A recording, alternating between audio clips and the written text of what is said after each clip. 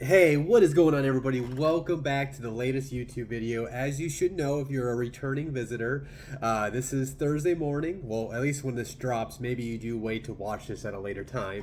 But with that being said, it is today's start and sit video for week 9 of the NFL season. As always, I'm going to give you guys my top 2 starts and sits for the quarterback, running back, wide receiver, and tight end position. I will give a fair warning. This week's video is going to be a lot of temper your expectations for like dynasty and redraft leagues. There are 6 teams on a bye, so when you take out a lot of those players, you kind of have to like maybe reach on a sit, to be honest. But these are going to be names where if you're like me and you play the daily fantasy football either on DraftKings, FanDuel, Underdog, wherever you guys do play, these are names I would look to avoid inserting in your lineups when I talk about some of these players on my sit list. As always, let's start with the quarterback position. My top starts of the week. These are guys I literally said to sit last week, but I think they're both got a potential to turn around and be a good play for you. And both of them might be out there on the market for you if you're looking to stream a quarterback this week. So let's go ahead and talk about Trevor Lawrence. He's going against the Raiders this week. The Raiders have been the worst defense against quarterbacks in fantasy football this year. They've been giving up 22.9 points per game. Then we just saw what Andy Dalton did against them last week, and the Saints were able to put up points. And I think that can carry over for Trevor. I know Trevor's kind of had a last rough couple of weeks, but it has been because he's played some of the better defenses in the league. I think this week he's got a good matchup where he can get back on track, utilize all 3 of his wide receivers, his tight end Evan Ingram, who's having a good year for him as well, and then you got Travis Etienne, that's a receiving threat out of the backfield. So what I like to take a look at what happened last week is Alvin Kamara got a lot of that yard production from Andy Dalton through the air. So I can see Trevor look into or not Trevor, but Doug Peterson, the head coach, utilizing what worked for Alvin Kamara last week and using Etienne in that role, and that's going to give, I think, a little boost to Trevor Lawrence's stats this week. So if you are looking to stream a quarterback this week, I think Trevor Lawrence is a really good option. My other start, Aaron Rodgers against the Lions. Listen, it has not been the same for Aaron Rodgers in that passing attack this year, but he's going against those old same. I messed it up. The same damn old Lions, right? The Lions are giving up 22 points per game against quarterbacks this year. That is the second most. Arguably, either them or the Texans, you could argue, is the worst defense in the NFL right now. And so I could see this whole Packers offense getting back on track. I can see this being a get right type of game for Aaron Rodgers and the rest of that offense. So I think this is a week you want to fire up any Packers that you do have. Moving into my sits, like I tried to give you guys a fair warning earlier, there's some names on here I'm not expecting you to sit in your redraft or dynasty leagues. But yeah, Jalen Hurts against the Texans.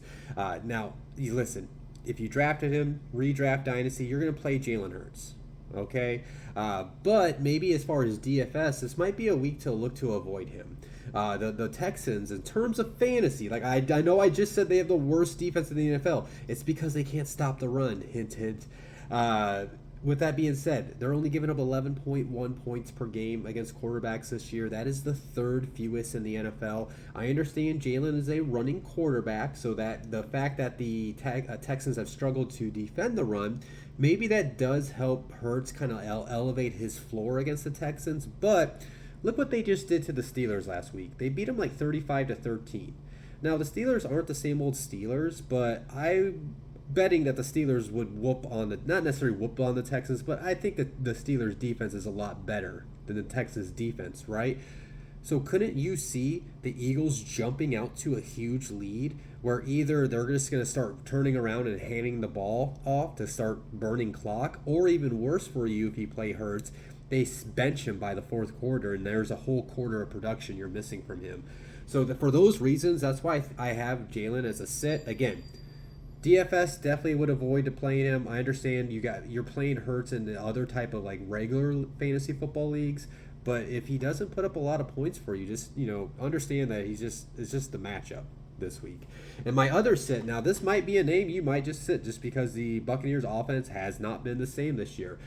Tom Brady against the Rams. The Rams right now are only giving up 13.8 points per game. That is the ninth fewest in the NFL.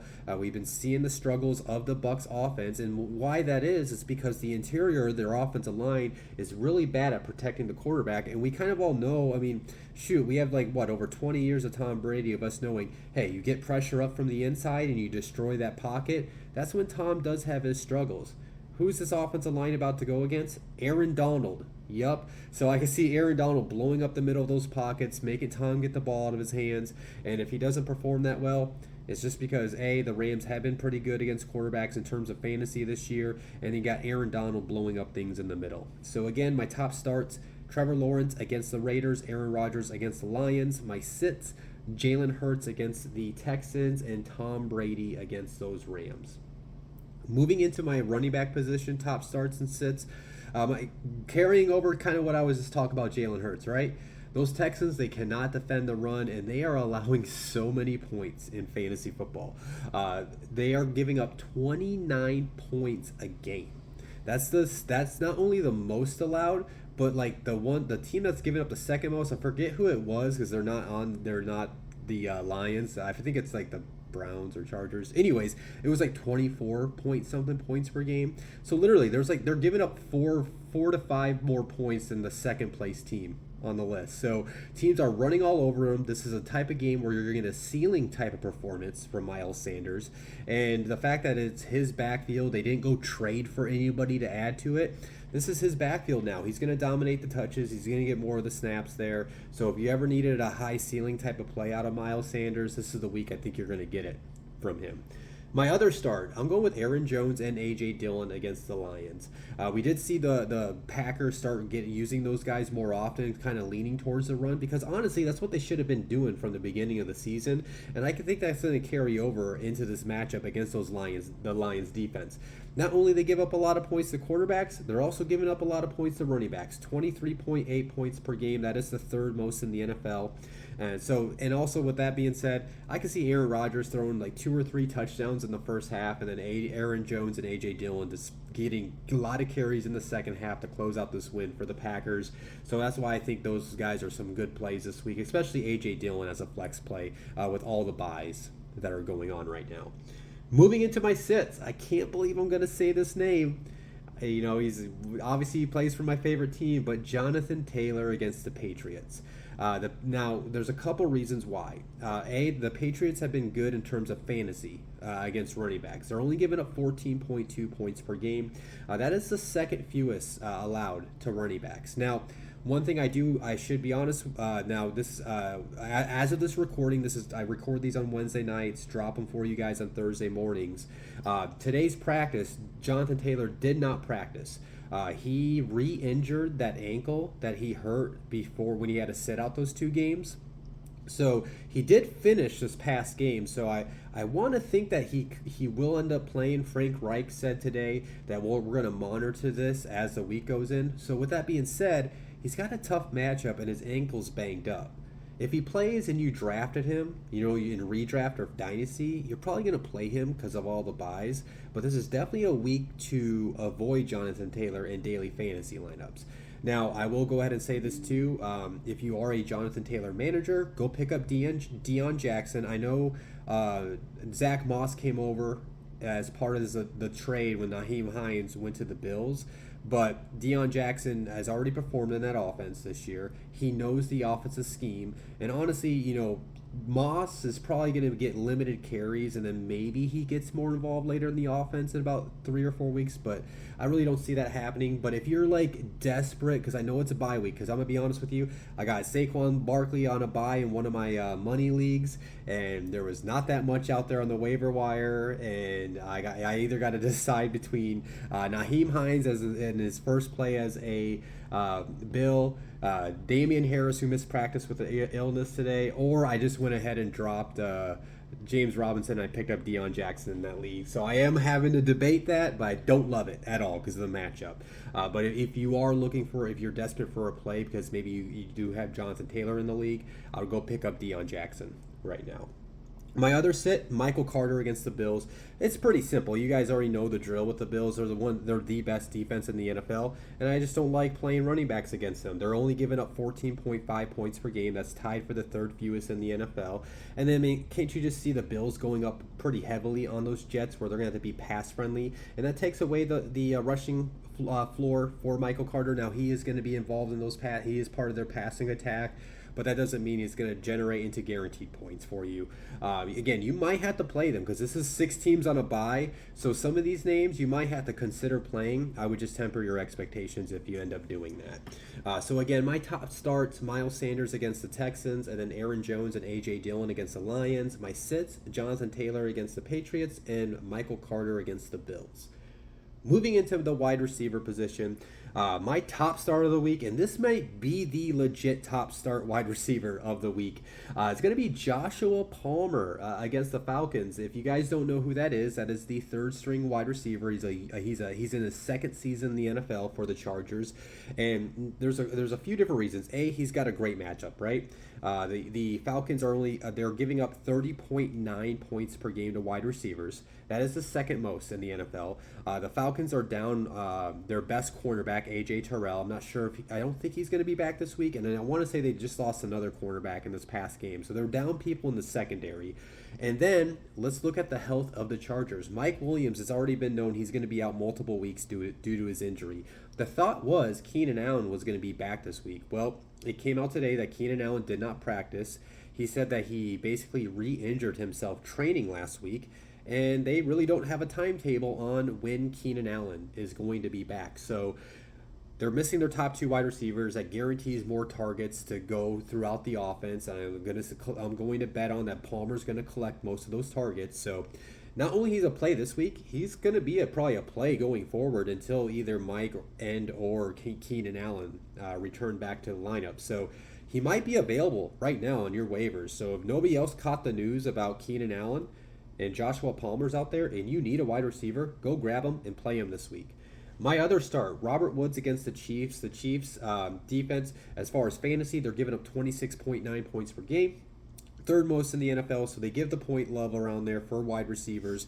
There's not a lot of points that's a lot of points for a very low wide receiving room in Tennessee for Robert Woods to grab majority of those, right?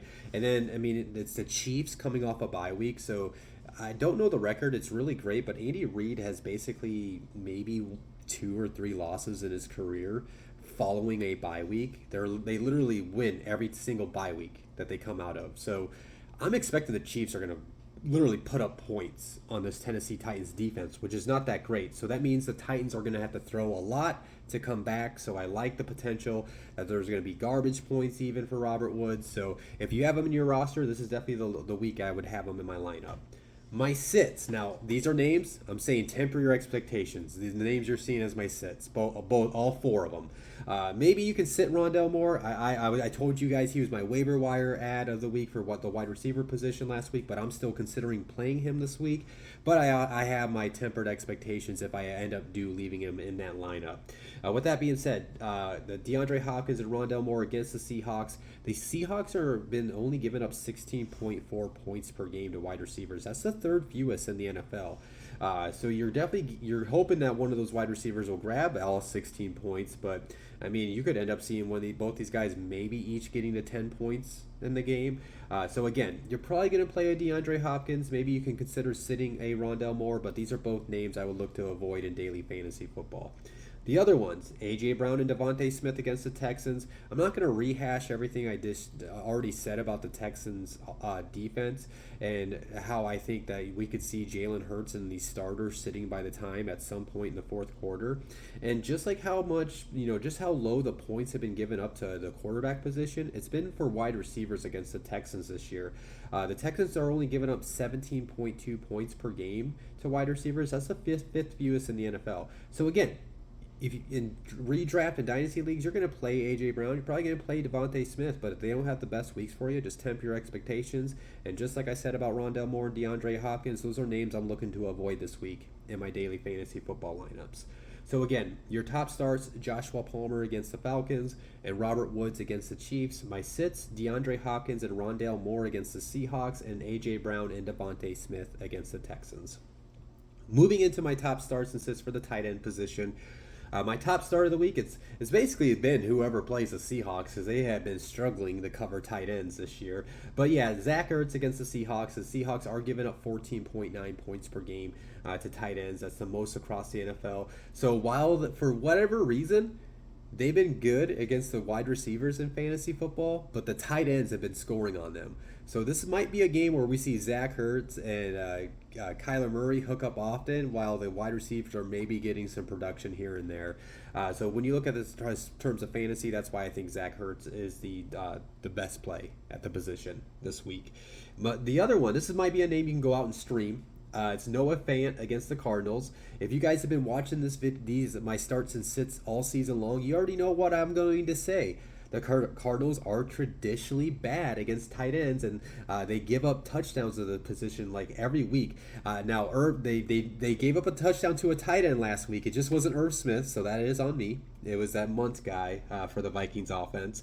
But with that being said, in terms of fantasy, they're giving up 12.7 points per game. That's the second most across the NFL. And Noah Fant is that type of tight end for you in fantasy where he's going to dud like weeks on end or not really give you too much production, and then he just blows up for you on this some random Sunday, and I think that random Sunday is going to come up for him. So if you're looking for a tight end to stream, I would definitely consider Noah Fant this week.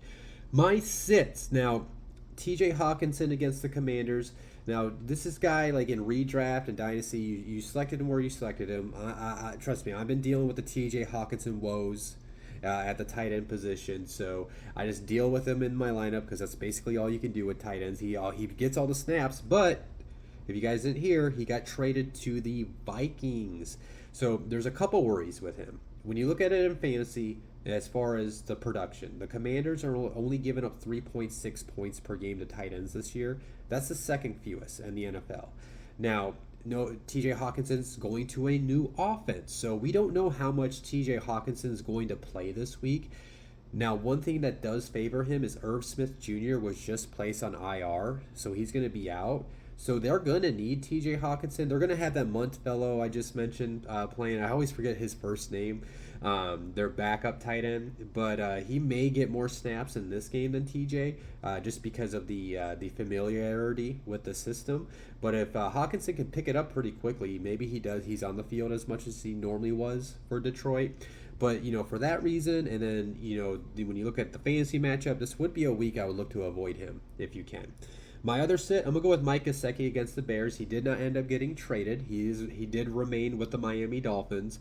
So he's going to be with that team going forward, which means he's going to he's just like Noah Fant, right? He has his weeks where he duds, and then he blows up. Well, I think this is a dud week for him, potentially. He's going against that Bears defense. They're only giving up 5 points a game to the two tight ends this year. That's the seventh fewest allowed in the NFL. So if you were thinking about streaming Mike Gesicki, I would rather go pick up a Noah Fant and roll the dice with him this week. So again, my starts at the tight end position: Zach Ertz against the Seahawks, Noah Fant against the Cardinals. My sits: TJ Hawkinson against the Commanders, and Mike Gesicki against the Bears. So yeah, thank you guys for enjoying tuning in to today's video. If you did enjoy today's video, as always, hit the like button. If you haven't subscribed to my channel, hit the subscribe button so you can keep up with all my latest content. As always, if you have any questions, get in my comment section. Hit me up with a DM on any of my social medias, or feel free to shoot me a text if you got my number. I always always love giving people back advice and trying to help you guys figure out your lineups ahead of the week. And then as far as my next video, you guys already know, you'll see me next Tuesday night for my top waiver wire ads and streamable defenses. I wish you guys the best of luck. It's time to close out some playoff spots in your leagues, so let's go ahead and get it done. I'll talk to you guys next week. Peace out and enjoy your weekend.